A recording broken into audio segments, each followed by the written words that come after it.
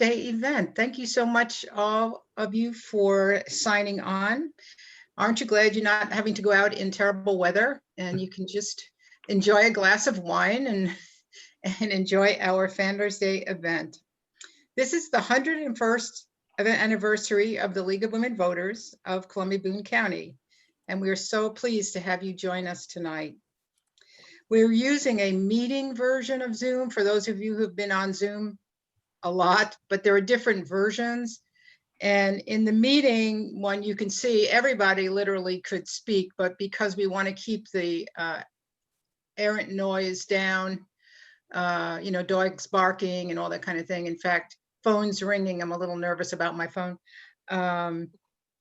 That's why we've muted everybody but people who want to speak. However, if you have a comment or a question during the course of the evening, you are welcome to put them in the chat. And I will be checking those to see if there's any questions or other comments you might like to share. Many of you might remember last year at this time, we had our 100th anniversary celebration at Broadway Christian Church. It was in person. Remember that? It was just one of a year-long celebration of our 100 years. We had a great year-long celebration, which actually lasted into August of this year. After March, the mid-March, we went virtual, but we did have several other events and just had a great celebration. Of course, at that time, there was no knowledge about what would happen this year. And of course, this year just hasn't gone exactly according to plan for just about everything. Despite the pandemic, our league has managed to persevere with activities and educational programs, and then actively being involved in the August and November elections. And I know a number of you really were out there doing a lot of work with the elections, with the amendments, and we greatly appreciate anything that you were able to do to help with that. During this year, which was so full of the unexpected, I do have to say that we lost a number of our members, which will happen. Of course, this year was a little worse than usual, but I thought I would let you know some of the people. Margaret Joseph, who was a league president in the 70s, Joan Watson, some of you will remember Joan Watson, Lucille Salerno, of course. Hank Waters was a longtime member of the league. You may not realize that. He was a great member of the league. And of course, just a week or so ago, we lost Andrew Twaddle, who was a major figure. And we miss them all greatly. And of course, are very sad about that, having lost him. Want to take a moment, just a moment, to think about and remember these folks. Marilyn, can I Yes. add? Ed Fisher also passed away, Julie's husband, last October. I'm sorry, who was it? Ed Fisher. He was a Oh, okay. Thank you for sharing that. At any rate, at past events like this, I've given a very brief history of our organization. So I'll just tell you that little bit again, in case you've forgotten, and you need to remember this, that the league started officially actually as the Equal Suffrage Association of Columbia in November of 1912. And that was that meeting where the president of the university, former president of the university, Dr. Jesse, and Luella St. Clair Moss, president of Columbia College at the time, Christian College, were there working to form this organization. And they worked from 1912 through 1919 tirelessly trying to get suffrage for women. Some of them participated in the Golden Lane, which was that famous activity in St. Louis at the Democratic Convention in 1916.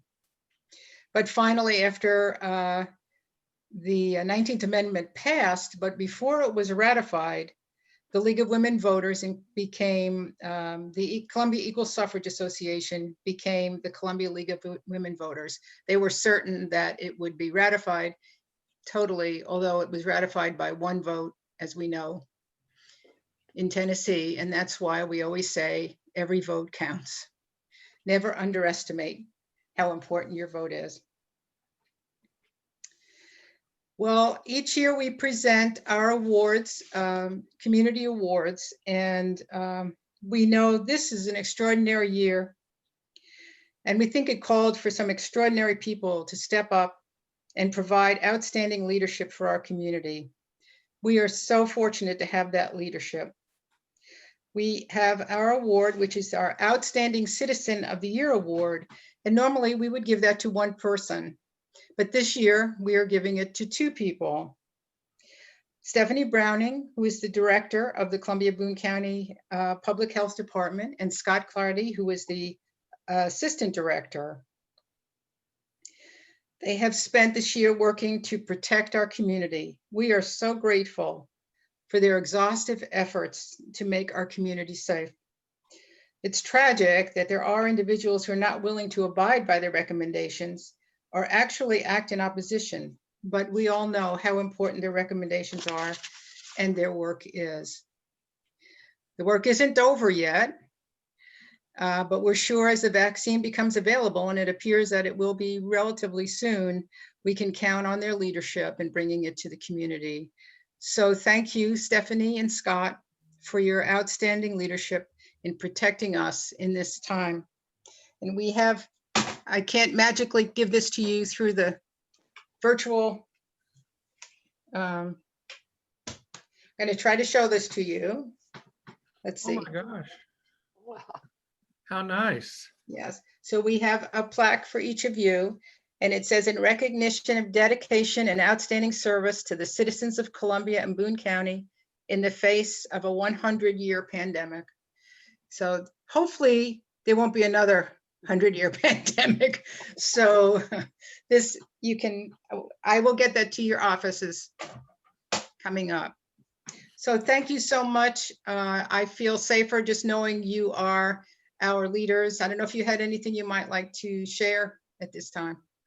Well, I mean, I personally just want to thank you, the league, for this recognition. I mean, honestly, to receive this award from an organization that's done so much to encourage informed and active participation in government and through your education and advocacy. I mean, we've had lots of opportunities in the past to work together and partner on things. It's fantastic. And, you know, I guess I would say that, you know, Scott and I, like pre-pandemic, we've always been a really good team together. It's even stronger now. But the thing that I think is the most important to me is that we are surrounded in our department by people that just really, really care about this community. They care about public health, and they're working tirelessly. And I feel like there are going to be better days ahead, and it's just really such an honor. Thank you so much. Well, And- thank and you. Marilyn, if I could jump in, I just want to say that this is it's an honor. I've gotten some awards in the past from colleagues, which are great, but I honestly think this is the first time that I've gotten an award from a community that we work to serve and protect. And so it just means so much to me. And I just want to thank you so much. And I would be remiss tonight if I didn't recognize Mari as one of my mentors. And Yeah, me too. Me and too. she is one of the reasons that I do what I do. So I want to thank her. And like Stephanie said, also, I have to mention that, you know, I stand on the shoulders of giants tonight, with those being the staff of our department. They are just my second family, and I couldn't be more proud of them. As well, I also want to, you know, recognize our partners in education and who have been a help to us, and our partners in healthcare, and just so many people throughout the entire community. And you know, we hear so many things. I had a lady today who called and left a message complaining about the mask ordinance, and she didn't ask for a call back, but I called her back anyway because I wanted to try to educate her. And when I told her who I was, she hung up on me. She didn't even let me talk to her. So it's so nice after having that happen to be able to come here tonight and look at all your smiling faces, and I just, from the bottom of my heart, thank you so much. This means so much to us. So thank you. Well, we are just very grateful that we have great leadership. Mhm. So thank you again. Thank you. All right.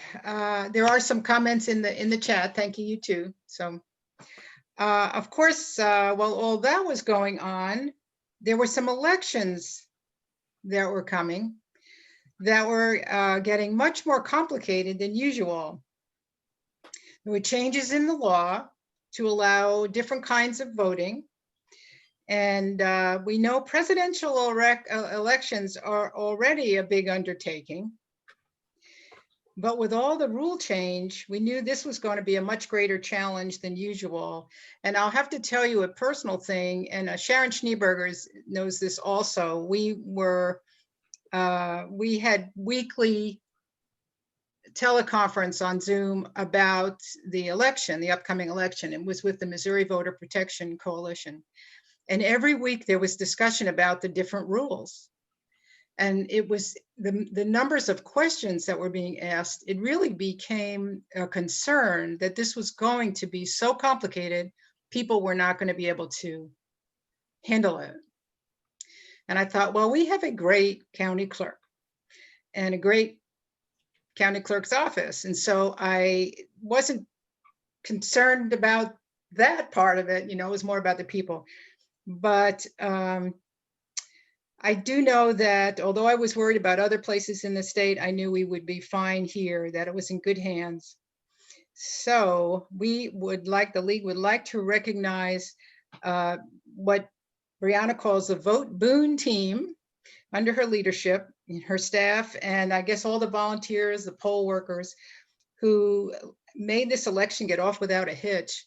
I was a poll watcher. I went around to a number of different sites and it was so well managed. It really went so well. And what was wonderful were the many creative ways to try to reach voters that really I don't think had ever been done before, and trying to work within the restrictions and the changes in the law and the different permutations and combinations between mail ballots and absentee ballots, et cetera. So the Vote Boone team did a fabulous job. And the league would like to present the Liz Schmidt Community Service Award. Does that work? To the Vote Boone team and the Boone County Clerk's Office in recognition of their outstanding service to Boone County voters in the face of a 100-year pandemic. So thank you, Brianna. You're there online with company. So I don't know if you had anything you might want to say. I just wanted to thank the league. I've been a member for a long time, so it's a really meaningful. Ryan is here too. Ryan will be a member soon too. And it's just, it means a lot to me, and I know to the rest of the office too. I shared with the rest of the office the email and the congratulations, and we also let our poll workers know. And a lot of people on this call have served as poll workers in the past. So thank you for everyone that has been a part of this election. Thank you to Stephanie and Scott who fielded my questions when I had random things come up. And they were extremely helpful when we were trying to figure out whether we could do the weekend activities and whether we could do some of the stuff that we wanted to do. And it all worked out really wonderfully. So thank you to the library too. I know a lot of league members either work at the library, volunteer at the library, but they were fantastic in allowing us to use the bookmobile, even though we broke it at Rockbridge High School, but we're fixing it. So it's still usable. One of the awnings fell off, but it's all right. And thank you so much to the league for being part of the Missouri Voter Protection Coalition, getting the word out to so many voters. It really helps to have those messages amplified, because there's only so much my office can do, but I know I can always rely on the league to get good information out to the community and really help spread the word when things happen, like last minute law changes or confusing laws going into effect. So I know that the league is already working on trying to expand the law that we have now so that we can use it in April. There's a big push for no excuse absentee, and I will be keeping everyone in the loop as those discussions move forward too. So Thank you again. We all really, really appreciate it. And hopefully we'll have a somewhat quieter 2021 in the elections world. Great, thank you. Thank you so much. What was remarkable for anybody, if you went around like we did to different polling places, and like Meredith and her husband made it their fall trip.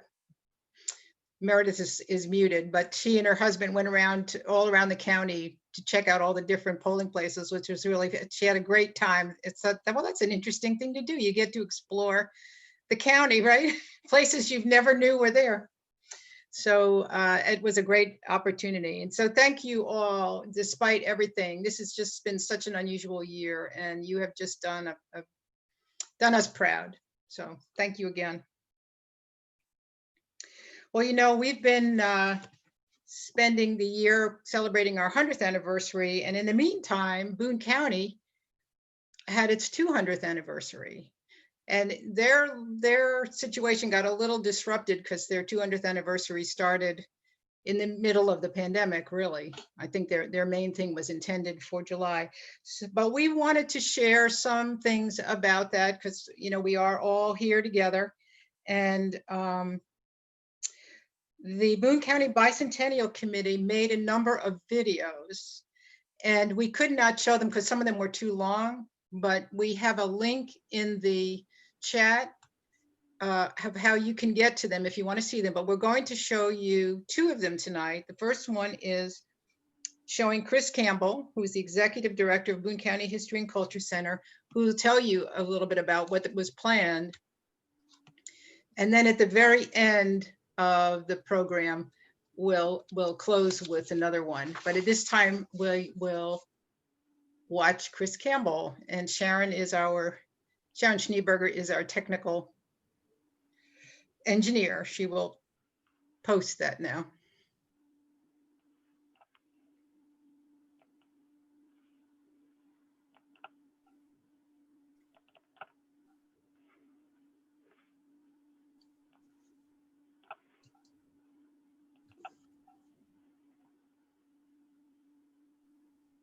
Hello, my name is Chris Campbell, and we are here at the Boone County History and Culture Center, and I am a proud member of the Bicentennial Committee for Boone County.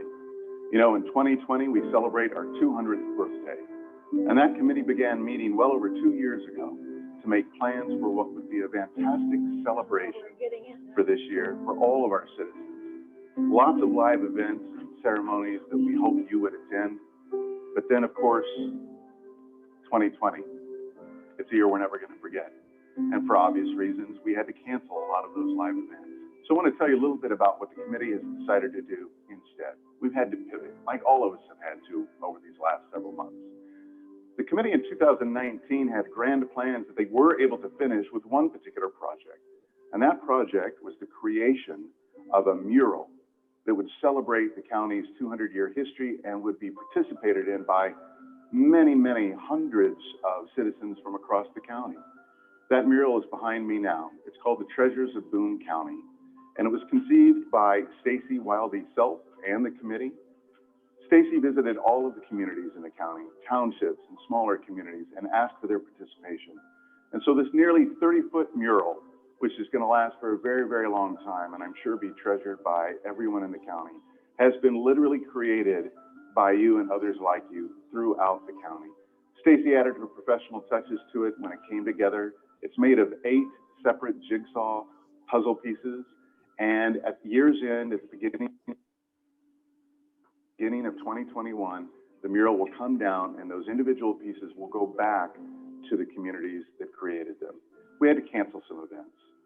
The big one was, of course, going to be a live event on the 4th of July in downtown Columbia, and was to start with the Parley Pratt Freedom Run. Was able to be executed, although in a much scaled back manner. If you're not familiar with the Parley Pratt 5K Freedom Run, it's something that's been going on for 25 years, and its purpose is to celebrate First Amendment rights, particularly the freedom of religion. Usually, it has hundreds and hundreds of runners, and this year we expected 1,000 runners to take part. And the trek was going to include running past all of the places in Columbia that have an important role in our First Amendment rights. More than just freedom of religion, but the rights to freedom of speech, the rights to gather. We were going to run by the Missourian, the Speaker Circle at the University of Missouri, the Columbia Daily Tribune, and many more sites. Well, the run did take place, but again, very, very scaled back. We were happy for that. Unfortunately, the Parley Prep Freedom Run was the only thing we were able to execute that day. We had much bigger plans for a live event that we were going to invite all of you to. It would have been downtown Columbia around the courthouse square. It was going to include music and food and beverages. It was going to begin with a program at 3 p.m. with Dr. Larry Brown sharing an immigrant story. Dr. Brown's a fantastic storyteller. Fortunately, in the days and weeks since, we've been able to capture that on video, and that's a video I look forward to introducing to you, and I hope you'll come back and see. Following Dr. Larry Brown, we were going to see the Stevens College women with that fantastic dramatic production about 12 important Missouri women. Fortunately, we were able to capture that on video, and that's another video that you'll be able to see, and I invite you to go look for on YouTube.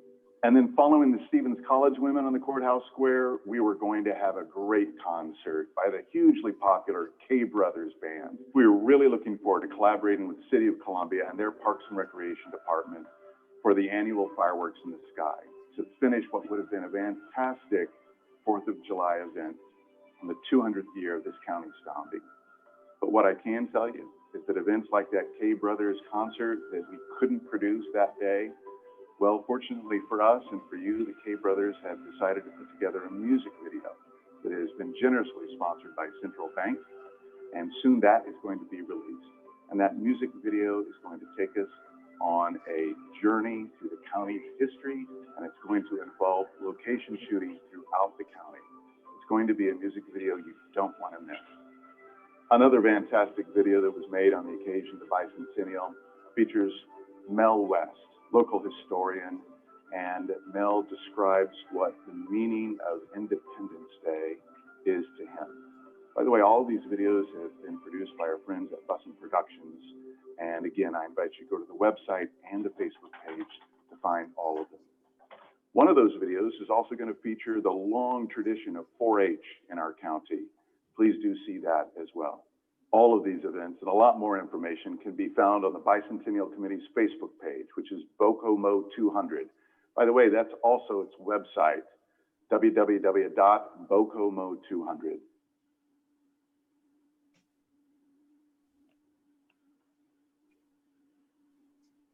Great, that gave you a taste, and the videos are available. He spoke about the music video in the future. Here in Columbia, the Parley Prep Freedom Run, to bring attention to that important freedom of. Okay. The music video will be at the end of our program tonight because it's kind of fun. It's even funny, but we thought you would enjoy it. Okay, this time we are really pleased to continue with a little bit of this Boone County history celebration. And we invited David Sapp. We were delighted that he was available and will speak to us. I'll give a little introduction. Some of you may know him personally, but I'll like to introduce him formally. With the name of Sapp, I think you might think he's a Columbia native, Boone County native. Yes, he is. Graduated from the University of Missouri with a degree in chemical engineering. He was a league member. And of course, many of you remember Joe, who has passed away, but was a president of our league and the state league. When David retired from his career as an engineer, he has devoted his energies to history, genealogy, and community service. With a major interest in local historical research, he has published several short books. And I think you can get these books at the Boone County History and Culture Center. David, I think I've seen them there. A book on Wilton, the cemeteries of Boone County, the original Boone Slick Trail, historic Rock Bridge, Bear Creek Christian Church, and interesting people from our county's past. He co-edited and published an anthology, the Boone County Chronicles, for the Boone County Historical Society, and has written and published numerous short articles on Boone County history and genealogy. His current volunteer work is mostly with the Boone Slick Road Association and the Columbia Cemetery Association. So at this time, I'd like to welcome David Sapp, who talked to us in his program on Whose Backs Are We Standing On Now? Some earlier founders. Okay, thank you, Marilyn. Thank you very Yes. much. Thank you very much. We do have a technical issue here. It says that my screen sharing has been disabled, so if we can correct that.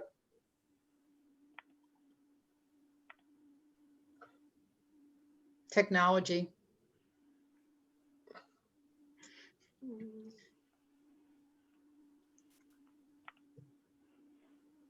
Sharon, did you?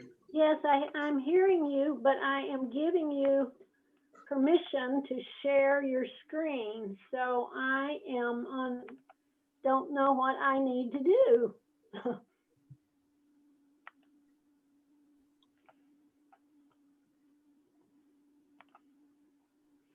Is it still not letting you? Let me try once more. I One, got it now. Thank you. all right. Let's see. Okay, now I think it should be there, right? Yes, Yes. good. Well, Marilyn, and to the whole group, thanks very, very much. I really looked forward to this evening when Meredith Donaldson contacted me. This is a special day for the league. It's a special year for Boone County and coming up the city of Columbia and the state of Missouri. And it's something that I've been pretty heavily involved with. So I appreciate the opportunity to speak to the group. Meredith asked me to deal a little bit with some history, particularly of the county and the city. So I'm planning to do that. But I can tell you, as I told Marilyn and when we talked about this, it's really hard for me to do anything in 15 minutes. So I'm going to try to do that. And I'm going to move fairly quickly. And I think we've allowed some time at the end for some questions if there are any. Let's just move right down here. How come I'm not?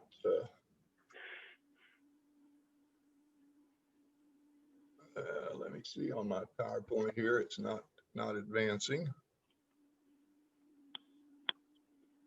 There we go. I wanted to start way back, and even though I'm going to talk about some founders, I'm going to speak more in terms of groups of people and the groups and some of the forces that shaped Boone County and the city of Columbia and the area that we call home now. I am also going to mention some specific people, but since I'm a historian and or an amateur historian and all, and we're going back quite a ways, as most of you know, it really gets tough to find the names of a lot of the people involved, especially the women. So I wanted to go back even earlier and just have us think for a minute about the time on this continent before European Americans arrived. It was not a wasteland. It was not empty. It was occupied by, some have estimated, up to 1.5 million people in North America.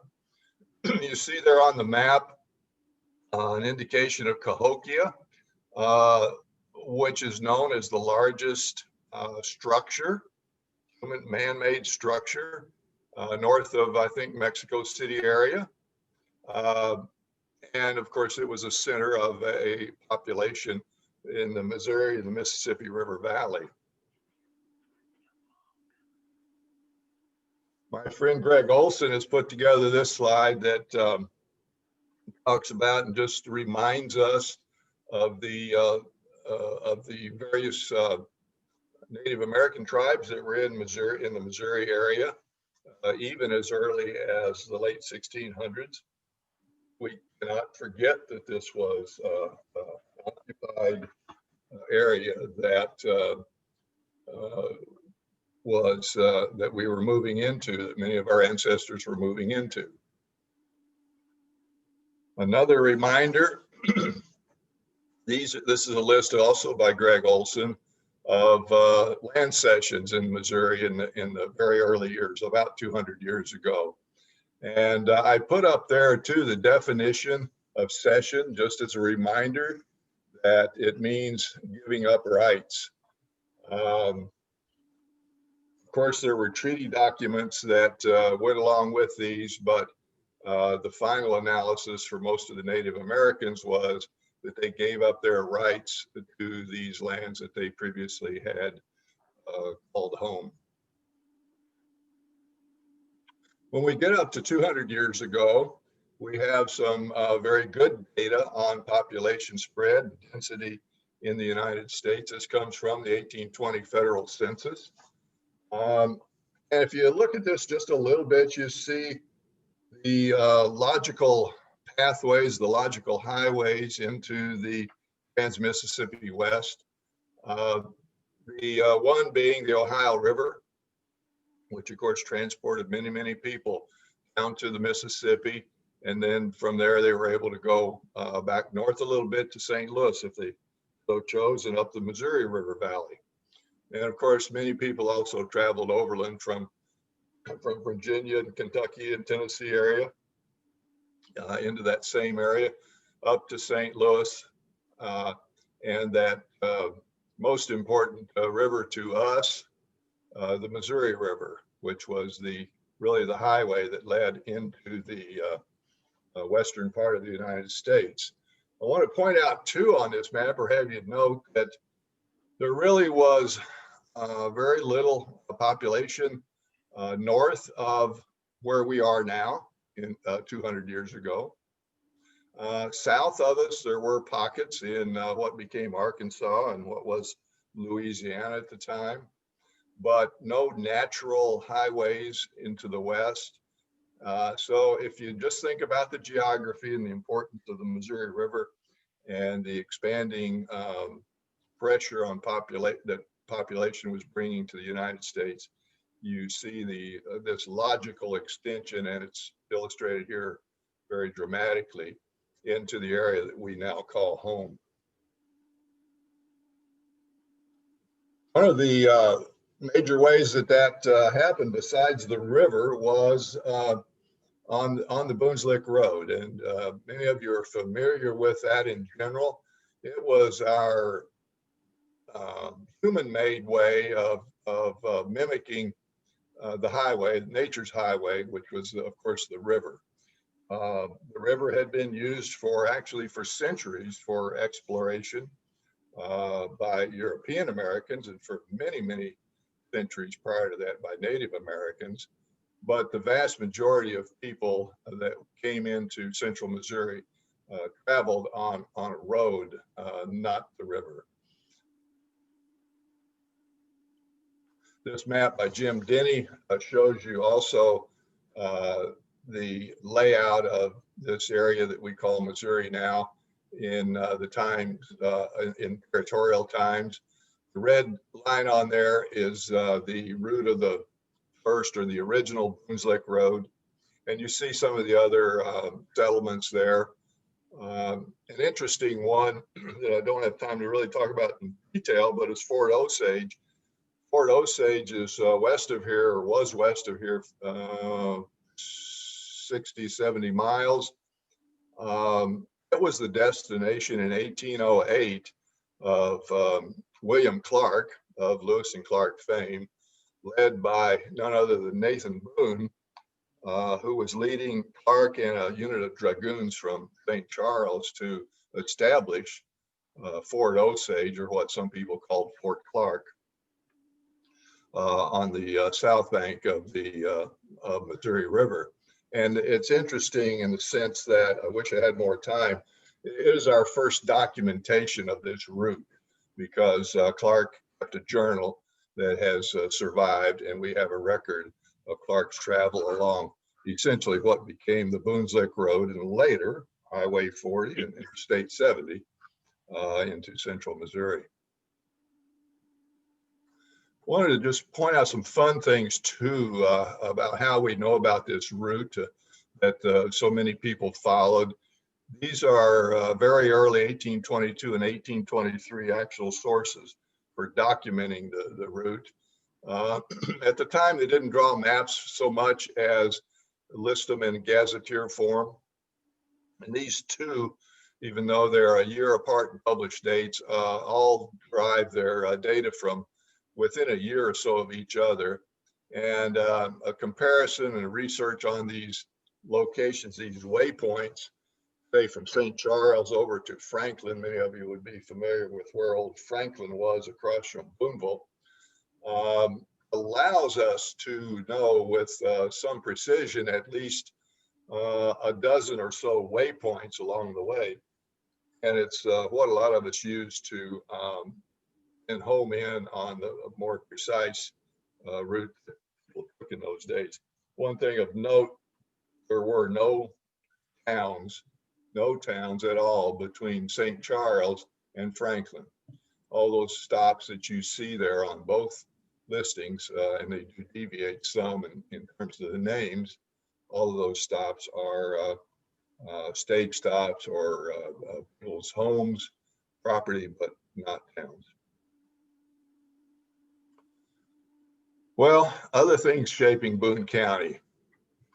I've shown on here with the dashed lines, that top dashed line is the approximate route of the original Boones Lake Road, what I call the Alpha Boones Lake Road. The two below it are variations of the Boones Lake Road after Columbia was established. People need to remember that Columbia was literally plopped down in the middle of the wilderness. It was not put onto a major highway at the time. Instead, it was platted about 5 miles south of the major highway, the original Boones Lake Road. And the founding people of Columbia sent out grazing teams into Callaway County, and they took a point in Callaway County near Williamsburg and rerouted the main highway into central Missouri so that it went through our newly founded town of first Smithton and then Columbia. So this is a case where the town drew the highway and not the other way around. An interesting part of our development. I also showed with a little bit of grandioso, I guess, some very large ocean-going liners there to illustrate two key ports and the importance of the Missouri River, Roachport and the former town of Nashville, and slightly later Providence on the Missouri River. Those were the two river ports that literally fed and supplied those of our forebears that settled in Boone County.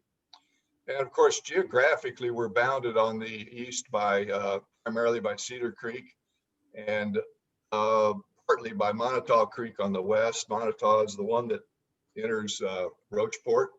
And even though it doesn't go in a straight line to the northeast, that's a surveyed line, obviously, it still established the shape of the county that we call home.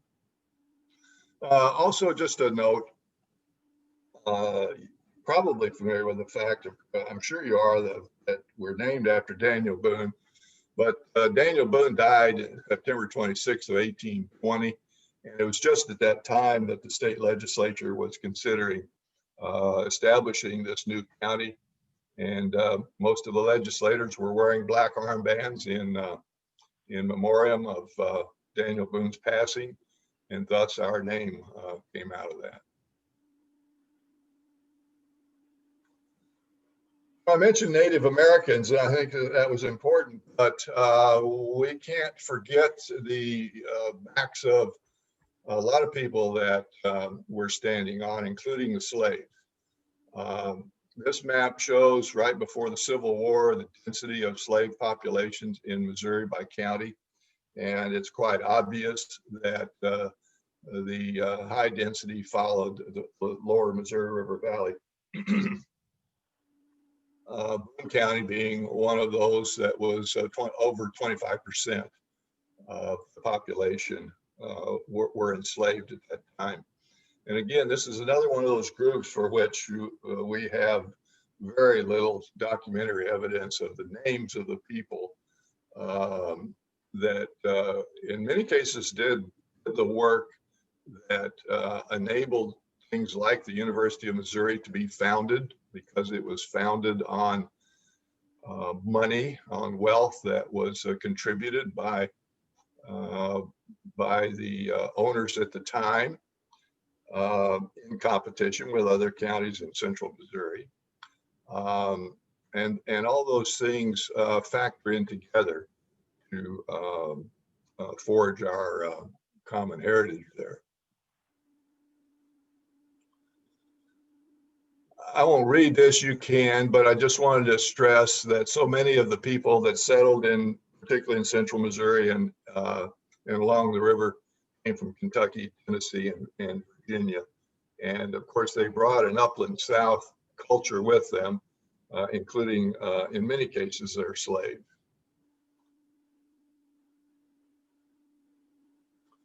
There are names associated specifically when you get down to things like Columbia or the Smithton Company, which preceded the town of Columbia by about a year. They're listed here, and some of those names you'll recognize. Of course, the only ones that are recorded in the history books, this is from Switzler's 1882 History of Boone County. The only ones recorded there are men, as was the custom of the day, if you will. But again, I felt that it was important to provide some context for these men and their families and their wives and everybody else that influenced the founding, if you will, of, in this case, Columbia. But Columbia's founding was essentially the founding of Boone County, if you really want to look at it that way. Let's see, how are we doing on time? Have I got a couple more minutes? I think I do. You're fine, David. Fine. I wanted to show this really just for some fun, as one of the things that we've come across in doing this research.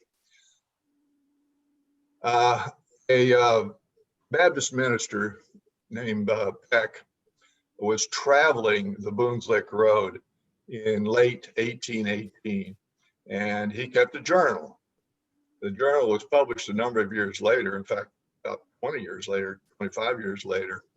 But in this journal, which we have today, is his account of that travel, in this case, through a portion of Boone County. And as you have a chance to read it there a little bit, just call your attention to his description of the cabins, his travel, and the fact that he came to a Mr. H's. When I first saw this, I was a little bit concerned about who the heck Mr. H was, but I was also doing this in context with trying to map out the route of the Boone's Lick Road through Boone County in this case. And I realized that this reference was to an old settler, Robert Hinkson. Most of you will recognize him, and it is this Robert Hinkson after whom our creek is named. But I love this description of Mr. Hinkson and Mrs. Hinkson. He didn't think much of the good woman because he didn't think she had learned the art of cleanliness and cookery. But this is one of those wonderful little glimpses into the situation at the time. Of course, it's also a glimpse into the man who wrote the piece and kept the journal.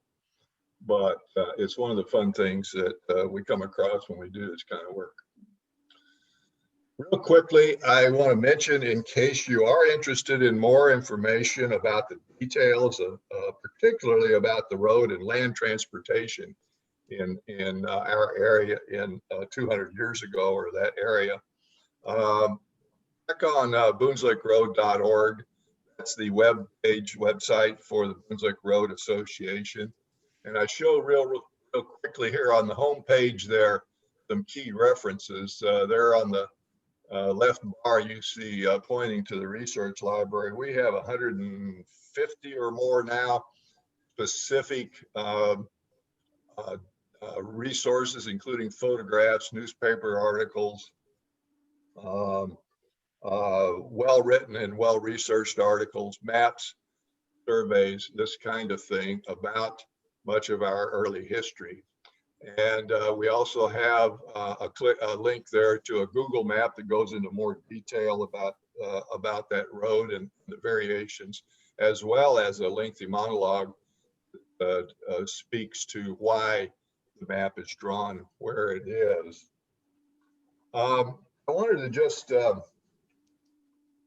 conclude and just reiterate that while I didn't want to focus on specific people, I did want to provide some context to founders, if you will, because I think that sometimes concentrating on specific names for a situation like this in our early history, it can be misleading. It's the people and the forces, both geographical forces and political forces, that have shaped this area that we call home now. And of course, many of those people that were involved are not mentioned in our history book. So that's why I wanted to concentrate a little bit more on the bigger picture as opposed to those specific names. So with that, I'd like to thank you for the chance to speak tonight. And if there are any questions or comments, I'm happy to see if I can take a shot at them. You know, I'm having trouble putting questions in the chat. Is anybody else? I can't see anybody else right at the moment. Maybe close your screen share. People can raise their hand if they have a question. Does anyone have a question? Because we'll unmute you. Okay, I had a question on the Howard County being the mother of all counties. Yes. Did that come later, that they divided out the county? Howard County was, I believe, dates from 1816, Maryland. And it was Howard County at that time was essentially the entire northwest quadrant of the state of Missouri. So essentially it ran from approximately the Missouri River clear over to the, well, of course, you know, the Missouri River turns north at Kansas City. So it basically was contained by the Missouri River, essentially the Iowa border on the north, and more or less aligned from our eastern boundary of Callaway County up north. So think of it as the northwest quadrant of the state. That's why it was called the mother of counties. As it has population then, and you saw that map from the 1820 census, but as people moved into the area, then that's what drove the formation of counties. And that's why Boone was one of those very early smaller counties that were carved out of Howard County. Okay, thank you. Eventually, what we now know as Howard County was left. Eventually. What we now know as Howard County, that was the remainder after everything else was specified. Oh. Okay, I have a question. Is the Boone Slick Trail marked so one can follow it now? Well, there are markers on it.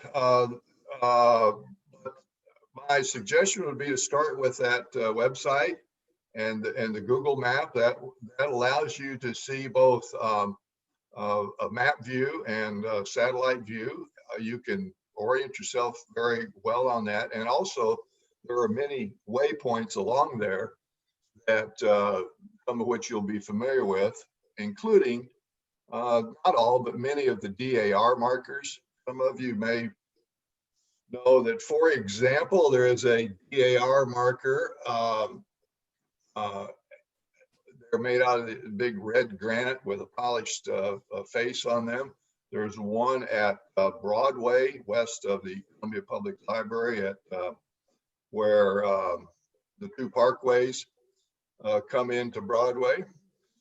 Sort of in the right there in that V where the two parkways come together at Broadway, just south of your old stomping ground, Maryland, or I'm sorry, just west of your working place there.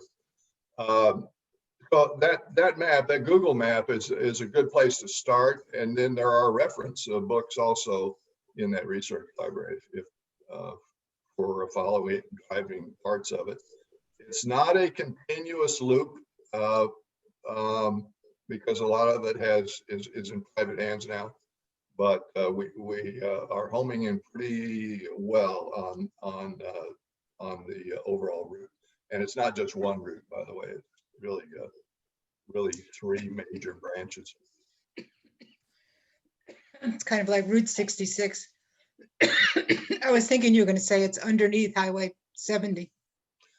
Well, in some places it is. In many places it is. Yes, in many places it is. For example, where we cross Pershing Creek just west of Columbia, the road crossed Pershing Creek much right at that point. At that spot. Okay, great. Well, comment here, I think you might have seen it, encouraging everyone to see the Boone County History and Culture Center. Because you could see the display looked like a wonderful historical display. The suffrage movement one is, I think, is also still available, but you do need to just double check on their hours. Well, thank you so much, David. We really appreciate that. That kind of gave us a way in to the beginning. So thank you so much. Thank you. Now. All right. Well, we're great on time. Thank you to everyone for coming to our event this evening. I don't know if you've had a glass of wine while you were attending, but if you didn't, now you can. Thanks to Sharon for being our technical engineer, and thanks to Meredith Donaldson for arranging for our program. Thank you to our board members who are attending and our members. Thank you so much for supporting us. What we're going to do now is turn to the video of the K Brothers music, and I hope you enjoy it. It's pretty funny, but you know, lots of fall color. And thanks for coming.